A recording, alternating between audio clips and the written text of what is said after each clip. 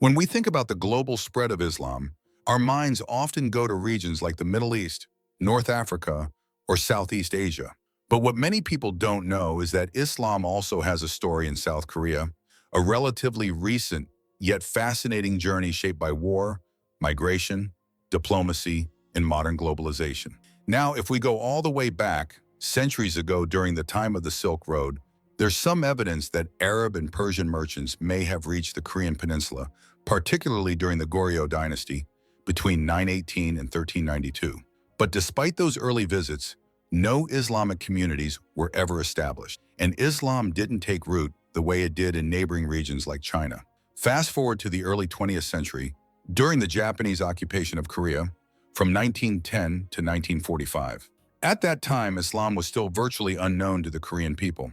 A small number of Hui Muslims from China did enter Korea around the end of World War II, but their presence remained minimal, with little to no long-term impact on Korean society.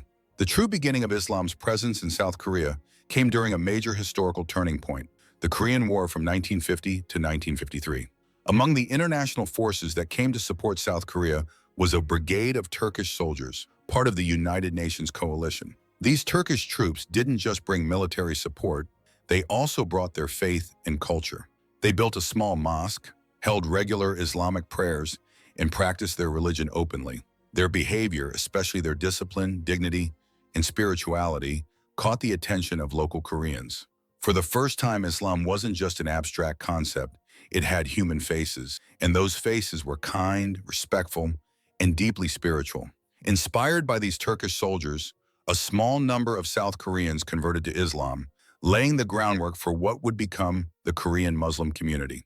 And in 1955, just 2 years after the war ended, these early converts came together to establish the Korean Muslim Federation, or KMF, an organization that still exists today and plays a central role in representing and supporting Muslims across the country. Then came a major milestone in 1967. With the help of Middle Eastern countries, especially Saudi Arabia, Korea opened its very first mosque, the Seoul Central Mosque, located in Itaewon, a district in Seoul known for its diversity and international flair.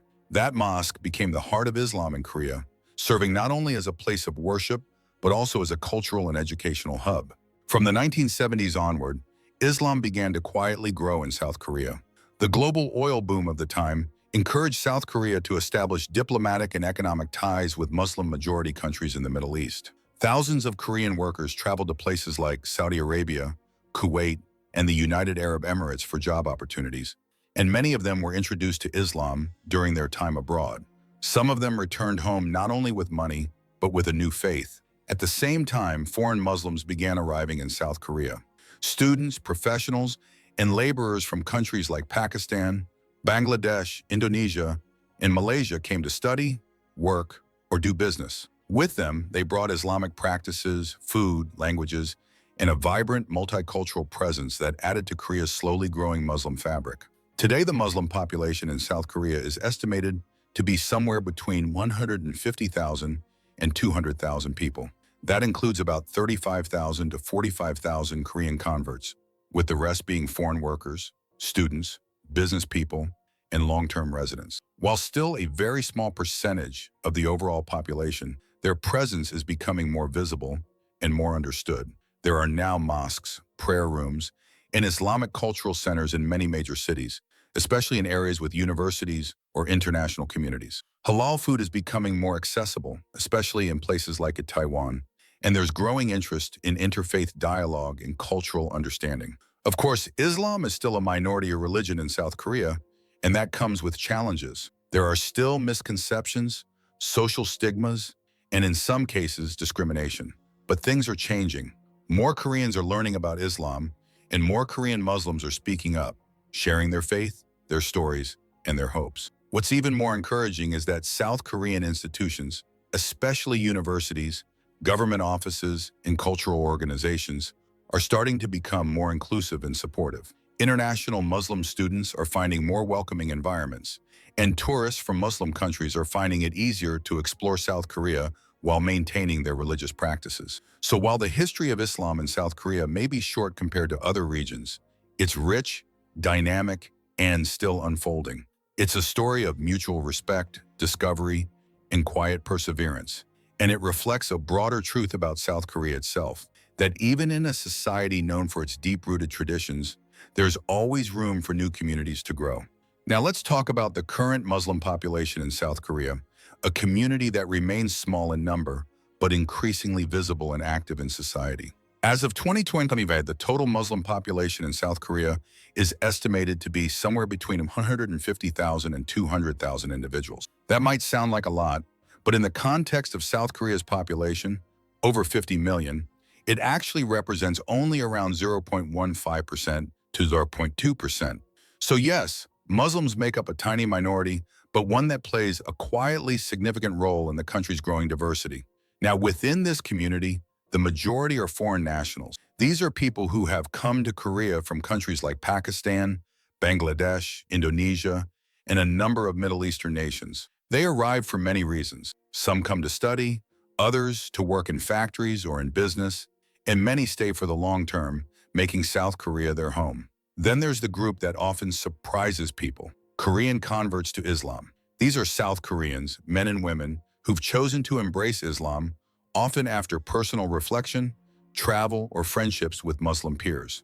Their numbers are currently estimated at around 35,000 to 45,000 people. And while they're still a minority even within the Muslim population, they represent a powerful symbol of how Islam is not just being imported to Korea, but also being integrated and reinterpreted by Koreans themselves. To support this growing community, South Korea has developed a modest but meaningful religious infrastructure. The Seoul Central Mosque in Itaewon remains the most iconic and important. But beyond that, there are smaller mosques and Islamic centers scattered across major cities like Busan, Daegu, Gwangju, and Ulsan, especially in areas with large foreign worker populations or international universities. These mosques not only serve as places of worship, but also as cultural centers, community hubs, and sometimes even educational facilities. When we look at the religious composition within the Muslim community in South Korea, it's quite straightforward.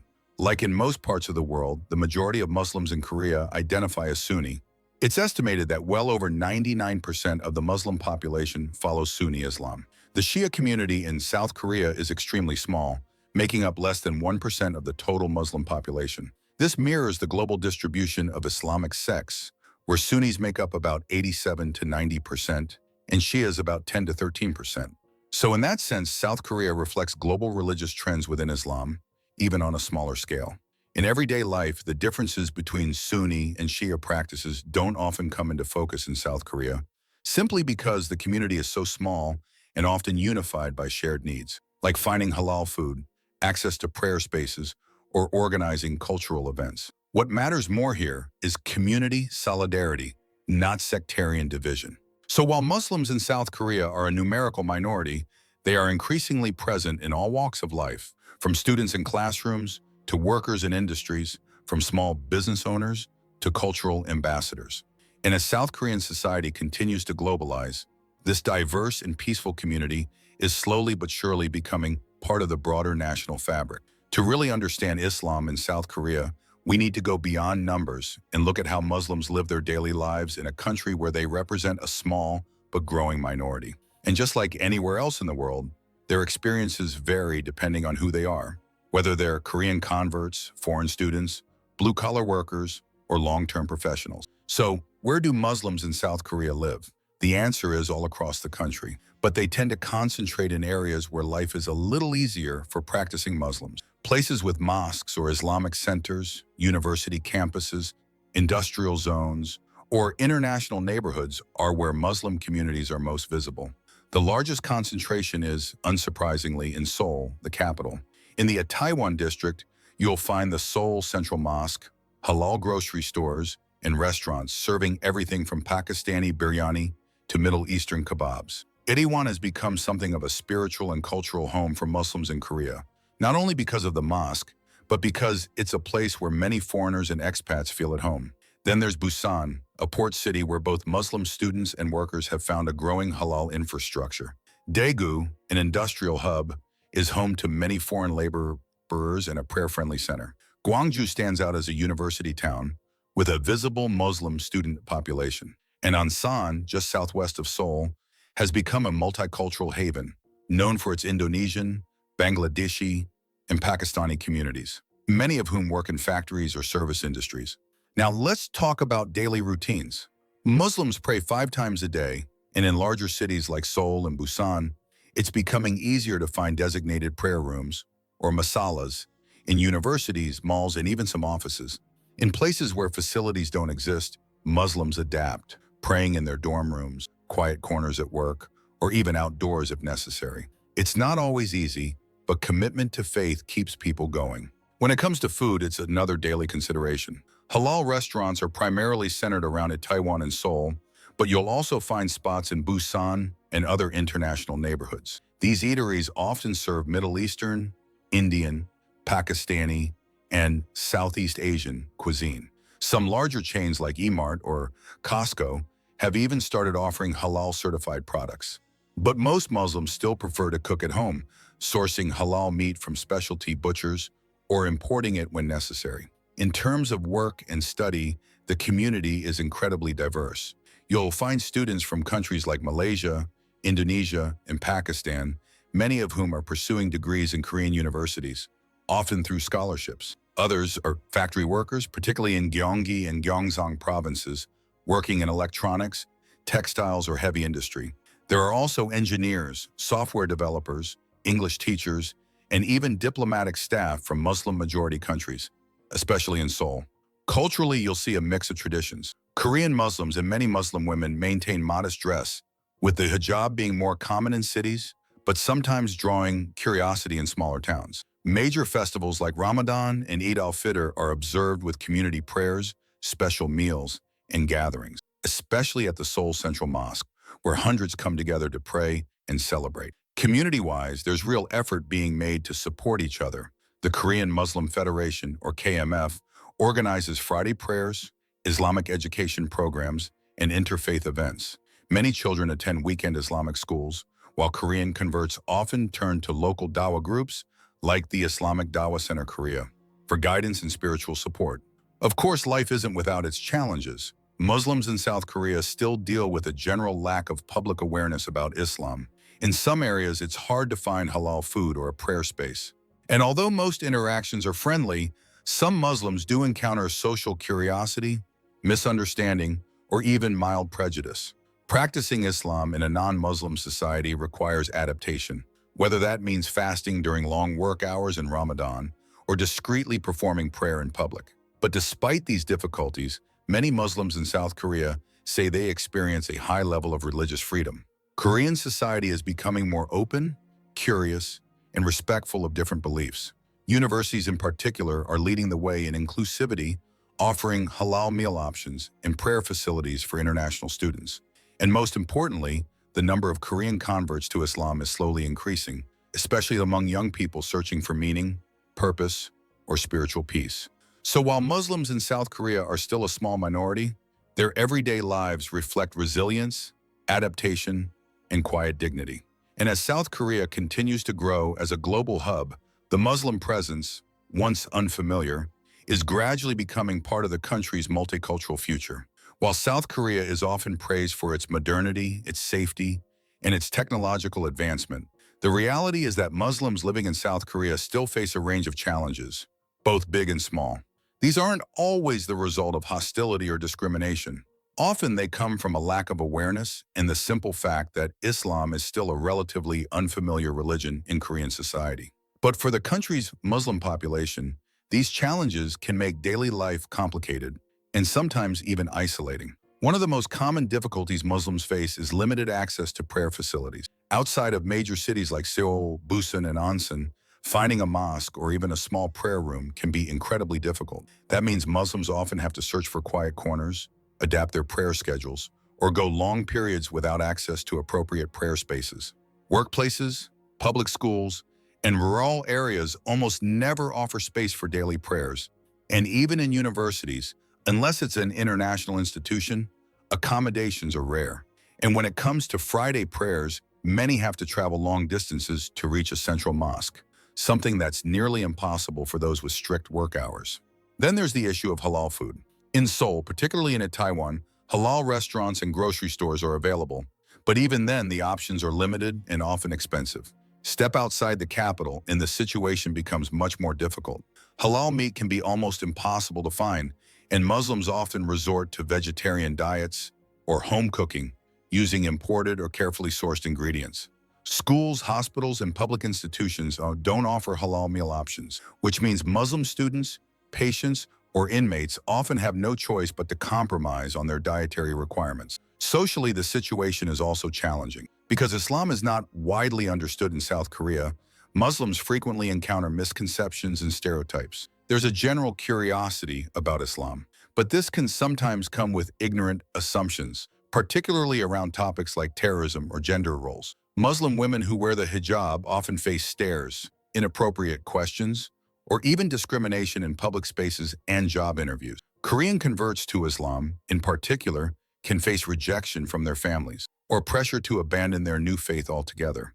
And unfortunately, the media hasn't always helped. Islam is sometimes portrayed inaccurately or negatively in Korean news and entertainment, reinforcing outdated or harmful views. In the workplace, there are other hurdles. Prayer times are rarely respected, and employers often aren't aware of religious accommodations like time off for Ramadan fasting or Eid holidays. Long factory shifts and fixed break times make fasting during Ramadan very difficult. And if you're visibly Muslim, whether through your clothing, your name, or your customs, you may encounter bias in hiring, subtle exclusion, or simply the exhausting need to explain your identity again and again. For Korean Muslims, especially those who have converted, the struggle is deeply personal. They often feel isolated, without strong family or community support. Finding a Muslim spouse can be difficult in such a small religious population. And there's often tension between Korean cultural norms, like the emphasis on drinking in social settings, bowing rituals, or the near universal use of pork in cuisine, and Islamic values. Muslim women in particular may feel torn between societal expectations and religious obligations when it comes to modesty, career choices, and marriage. Education is another area where the Muslim community is underserved. There are very few Islamic schools in South Korea, and most families rely on weekend classes, online learning, or teaching at home. Converts often lack guidance in learning Arabic, reading the Quran, or understanding Islamic law, and there are few qualified scholars or community leaders to support them. Islamic books, cultural events, and public religious education remain limited. From a legal standpoint, there are important gaps as well. Unlike some Western countries, South Korea does not have strong legal protections for religious expression. Things like halal certification, religious dress, or Islamic burial practices are handled informally, mostly by the Korean Muslim Federation or local community groups. Islamic marriages performed only in a mosque are not legally recognized, which can create real legal complications for foreign Muslims, especially when it comes to visas, inheritance, or family matters. And then there's the issue of local resistance. In recent years, there have been protests against mosque construction, most notably in Daegu between 2021 and 23. Local residents objected to the building of a mosque, raising concerns about noise, hygiene, and cultural disruption. While these protests weren't officially government-led, they did reveal underlying fears and misunderstandings about Islam. And they served as a wake-up call that even in a modern democracy like South Korea, religious tolerance is not guaranteed. In short, Muslims in South Korea navigate a wide array of challenges every day, from finding a place to pray, to facing bias at work, to raising children in a system that doesn't yet fully recognize their faith. Yet despite these obstacles, the Muslim community continues to grow, not just in number, but in strength, resilience, and visibility. Korean Muslims are speaking up. International Muslims are building communities, and little by little awareness is spreading. And that gives hope, not only for a more inclusive South Korea, but for a future where every individual, regardless of their background or beliefs, can practice their faith with dignity and peace. If this video helped you learn something new about Islam in South Korea, or open your eyes to the lives of Muslims in a place you might not expect, don't forget to like, subscribe, and share it with someone who might be interested. Your support helps us continue creating meaningful, respectful, and educational content about cultures and communities around the world. Have thoughts or experiences you'd like to share? Leave a comment below. Let's keep the conversation going. Thanks for watching, and I'll see you in the next video.